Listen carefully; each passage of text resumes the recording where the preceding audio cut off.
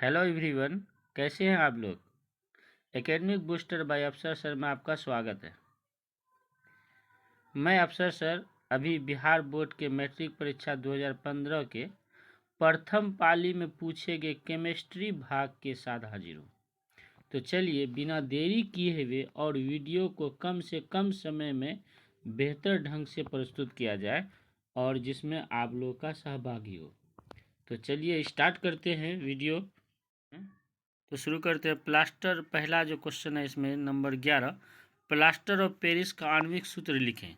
तो plaster of Paris का आणविक सूत्र होता है CaSO4 और अंडर ब्रैकेट 2 × H2O। और इसका दूसरा सूत्र है जिसको कैल्शियम हेमीहाइड्रेट कहा जाता है। तो कैल्शियम हेमीहाइड्रेट का सूत्र होता है CaSO4 × 1/2H2O। चलिए अगला क्वेश्चन है क्वेश्चन नंबर 12, दो ऐसी धातुओं का नाम लिखें जो प्रकृति में मुक्त अवस्था में पाई जाती है। तो इसमें हम चांदी और सोना लिए हैं, लेकिन इसके साथ दोस्तों और भी है। सबसे पहली बात कि मुक्त अवस्था में धातु किसको कहते हैं। तो मुक्त अवस्था यानी नवजात अवस्था वे धातु जो वायु की नमी, ऑक्सीजन, कार्बन डाइऑक्साइड या फिर अन्य कोई रासायनिक अभिकारक के प्रति बहुत कम क्रियाशील होती है, या कहें तो वो अक्रियाशील रहती है, उसी को हम जो है कहते हैं कि मुक्त अवस्था में पाए जाने वाला धातु। तो ऐसी धातु में जो है सोना, चांदी, प्लेटिनम, मरकरी, ये सब जो है ये मुक्त अवस्था में, ये जो है चारों जो है मुक्त अवस्था में पाई जाने वाली जो है धातु है। जबकि अन्य धातु जो है वो होती है जैसे sodium, calcium, potassium, aluminium, lead, copper, ये सब संयुक्त अवस्था में पाई जाती है, यानी अयस्क के रूप में पाई जाती है, संयुक्त अवस्था में पाई जाती है।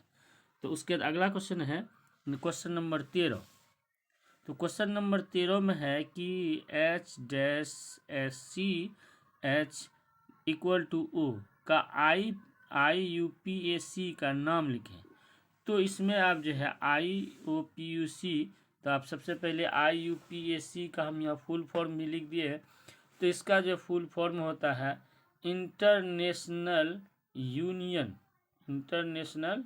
Union for pure and applied chemistry. तो ये जो है क्या है कि ये यूरोपियन फाउंडेशन है, एक तरह का यूरोपियन कंट्री का, जो कि रासायनिक धातुओं, रासायनिक पदार्थों या कहे तो रासायनिक अणुओं का नाम को जो है का जो नामकरण करता है। तो इसमें जो है इसका जो फॉर्मूला है इसको बोलते हैं एल्डिहाइड समूह। एल्डिहाइड समूह कहलाता है, जिसका सूत्र होता है CnH2n, है ना। और ये जो फॉर्मूला है ये मेथेनल का है, यानी मीथेन में अल जोड़ करके मेथेनल बनाया जाता है। इससे अगला क्वेश्चन है क्वेश्चन नंबर जो है 14, क्वेश्चन नंबर 14। हाँ, चींटी के डंक में कौन सा अम्ल पाया जाता है। तो चींटी के डंक में पता है कि फॉर्मिक अम्ल पाया जाता है।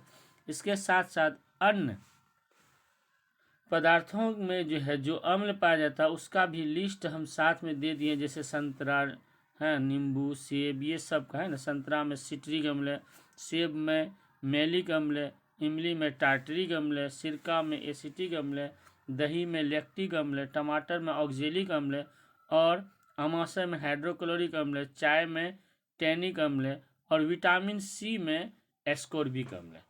उसके बाद क्वेश्चन नंबर है 15 कि आवर्त सारणी में कितने उदग्र कॉलम पाए जाते हैं। तो आवर्त सारणी में 18 उदग्र कॉलम पाए जाते हैं। तो चलिए दोस्तों अब अगला जो है इसके साथ जो है आगे हम क्वेश्चन नंबर 16 जो है स्टार्ट करते हैं। तो क्वेश्चन नंबर 16 हमारा है कि उत्कृष्ट गैसों को अलग समूह में क्यों रखा गया है। तो उत्कृष्ट गैसों को अलग समूह में, उत्कृष्ट गैस यानी जिसको हम लोग निष्क्रिय गैस बोलते हैं। तो इसमें जो हीलियम के बाह्यतम कक्षा में 2 है, तो उनको भी भरा हुआ जो है कक्षा कहता है। उसके अलावा अन्य जो तत्व की जो कक्षा होती है उसमें बाह्यतम कक्षा में 8 इलेक्ट्रॉन होता है, और वो भी भरा हुआ इलेक्ट्रॉन कहलाता है, जिसके कारण ये किसी भी तत्व से जो है अभिक्रिया नहीं करती है। तो किसी अन्य तत्वों से अभिक्रिया नहीं करने के कारण इसको निष्क्रिय गैस कहा जाता है ना। चलिए इसके बाद अगला क्वेश्चन है कि इथेनॉल के एथोइक अम्ल में परिवर्तन को ऑक्सीकरण अभिक्रिया क्यों कहा जाता है। तो 17 नंबर का क्वेश्चन है कि एथेनॉल अल्कोहल अम्लीय पोटेशियम परमैंगनेट से रासायनिक अभिक्रिया कर हाइड्रोजन का निष्कासन करता और एथेनोइक अम्ल या एसिटिक अम्ल बनाती है। तो एसिटिक अम्ल आप जो है कि इसमें जो एसिटिक अम्ल बनाती है तो इसलिए इस परिवर्तन को ऑक्सीकरण अभिक्रिया कहा जाता है। तो यहाँ पर जो है CH3CH2OH को ये पोटेशियम परमैंगनेट से जो है अभिक्रिया करके हाइड्रोजन निकलता है, जिससे बनता है एथेनल। जो पहले बताया कि एथेन में नल जुड़ के एथेनल बनता है ना। और उसके बाद जो फिर बनता है दूसरा एथेनोइक अम्ल। उसके बाद अगला क्वेश्चन है क्वेश्चन नंबर 18 कि प्रयोगशाला में मीथेन गैस बनने की विधि एवं क्लोरीन के साथ इसकी रासायनिक अभिक्रिया लिखें। तो मीथेन गैस बनाने की विधि में इसका पहले जो प्रयोग हम जो है दिखाए हैं कि एक कड़े कांच की परखनली में कुछ सोडियम एसीटेट और सोडा लाइम लेंगे और उसे एक स्टैंड में लगा देंगे। जैसे ये जो है स्टैंड में लगा दिए गए हैं। तो यहाँ पर तो ये स्टैंड में लगा दिया गया है। ये कड़े कांच की परखनली में सोडियम एसीटेट और सोडा लाइम ले करके इसको स्टैंड में लगा दिया गया और इसके साथ एक निकास नली लगा दिया गया है। ये निकास नली यहाँ पे एक जो गैस जार में जा कर के निकलती है और इस गैस जार को एक पानी के टब में रखा जाता है ताकि ये गर्म वायु है ना आ करके वो ये ठंडी हो जाए और ये मीथेन गैस के रूप में निकलती है। और चूंकि मीथेन गैस पानी में जो है घुलनशील नहीं होता, जिसके वजह से एक गैस जार के द्वारा इसको अलग कर लिया जाता है। तो इसको स्टैंड में सजा लेते हैं। अब उस परखनली से एक निकास नली जोड़ देंगे और उसे एक गैस जार से जोड़ देंगे। ठीक है। अब इसका जो है क्रियाविधि क्या है। तो इसमें जो है ये एक गैस जार है, इसको आप लिख देंगे कि ये एक गैस जार है। यहाँ पे हम नहीं लिखे हैं, इसको आप लिख देंगे एक गैस जार है ना, जो कि निकास नली से वो जुड़ा हुआ है और ये पानी का टब है। आप सिर्फ नाम लिख देंगे, ज़्यादा इसका डिटेल करने की जरूरत नहीं है कि ज़्यादा डिटेल करने से वीडियो क्वेश्चन का आंसर बहुत ज़्यादा लंबा हो जाएगा। इसके बाद है कि क्रियाविधि। तो क्रियाविधि में क्या है कि जो सोडियम एसीटेट और सोडा लाइम जो कड़े कांच की परखनली में लिया गया है, इसके मिश्रण को बर्नर के द्वारा गर्म करने पर मीथेन गैस निकलती है, जो निकास नली द्वारा गैस जार में जाकर के जमा हो जाती है, यानी एकत्र हो जाती है।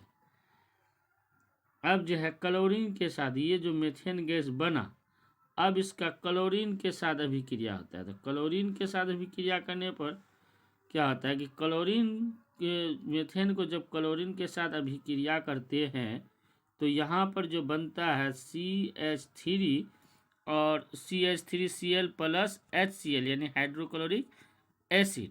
तो हाइड्रोक्लोरिक एसिड बनता है। अब ये CH3Cl जो है इसको मेथिल क्लोराइड कहते हैं। ये जो CH हुआ CH3Cl, इसको मेथिल क्लोराइड बनते हैं। अब फिर इस मेथिल क्लोराइड को फिर क्लोरीन के साथ अभिक्रिया करने पर फिर CH2Cl2 प्लस HCl बनता है। तो ये CH2Cl2 जो है यानी तो इसको कहा जाता है मेथिलीन डाइक्लोराइड। ये क्योंकि दो इसमें हो गया इसीलिए मेथिलीन डाइक्लोराइड। अब इसका नाम हम यहाँ जगह कम रहने की वजह से हम नहीं लिखे, आप लिख लेंगे। तो मेथिलीन डाइक्लोराइड और साथ में हाइड्रोक्लोरिक एसिड इससे मुक्त होता है। उसके बाद ये मेथिलीन डाइक्लोराइड को फिर से क्लोरीन के साथ अभिक्रिया करने पर ये CHCl3 यानी क्लोरोफॉर्म बनता है, जिसको क्लोरोफॉर्म सनलाइट में है ना ये सूर्य की, ये जो मेथेन और क्लोरीन के साथ अभिक्रिया किया जाता है, ये अभिक्रिया सूर्य के प्रकाश की उपस्थिति में किया जाता है। ये जो डैश है यहाँ पे आप सनलाइट लिख सकते हैं। सूर्य के प्रकाश की उपस्थिति में, सारा में को जो सूर्य के प्रकाश की उपस्थिति में किया जाता है। तो यहाँ जो ये जो तीसरा बनता है क्लोरोफॉर्म बनता है। उसके बाद इस क्लोरोफॉर्म को फिर से क्लोरीन के साथ अभिक्रिया किया जाता है तो CCl4 बनता है। तो आप यहाँ देखेंगे कि हर प्रक्रिया में हाइड्रोजन के एक अणु को ये खो करके हाइड्रोक्लोरिक एसिड बनाता है। तो अब यहाँ पर ये कार्बन टेट्रा क्लोराइड बना देता है और हाइड्रोक्लोरिक एसिड को ये मुक्त करता है। तो इस तरह से क्लोरीन का जो है के साथ मेथेन गैस का अभिक्रिया हो गया। अब अगला क्वेश्चन में चलते हैं। तो अगला क्वेश्चन है हमारा कि क्वेश्चन नंबर 20 में, क्वेश्चन नंबर 19 में कि प्लेटिनम सोना एवं चांदी का उपयोग आभूषण बनाने में किया जाता है, क्यों?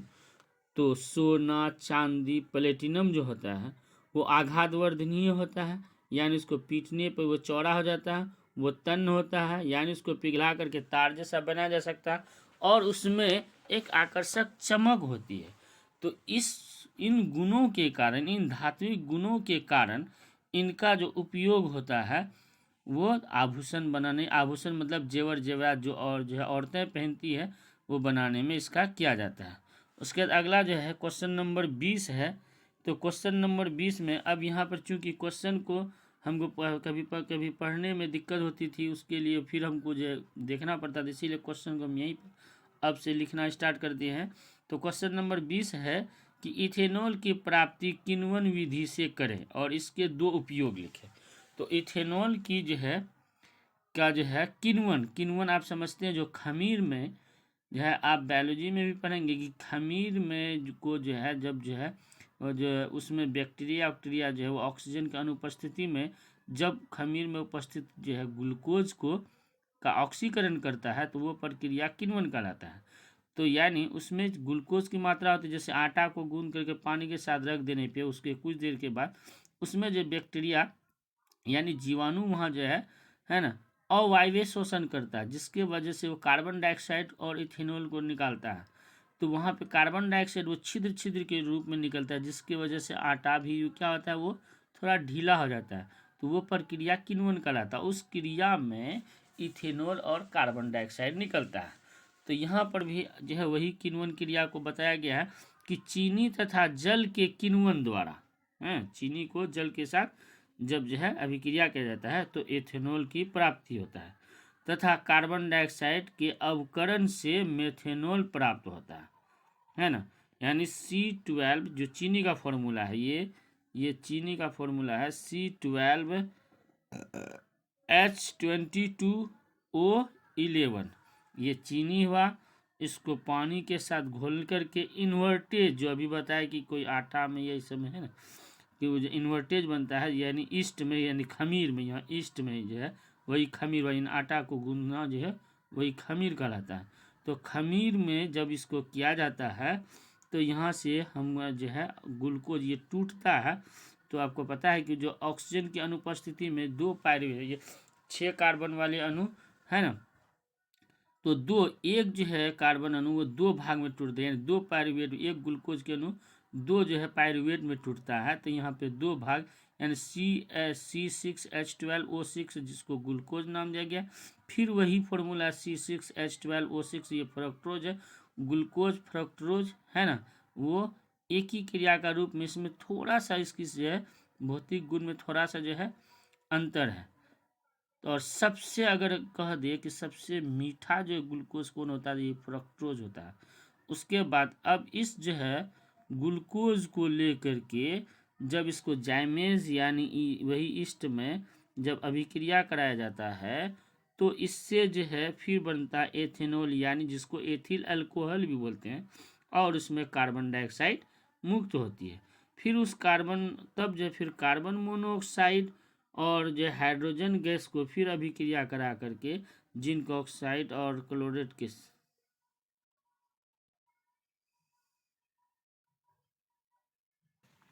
सॉरी, इसको जो है ये zinc oxide chromium oxide catalyst है।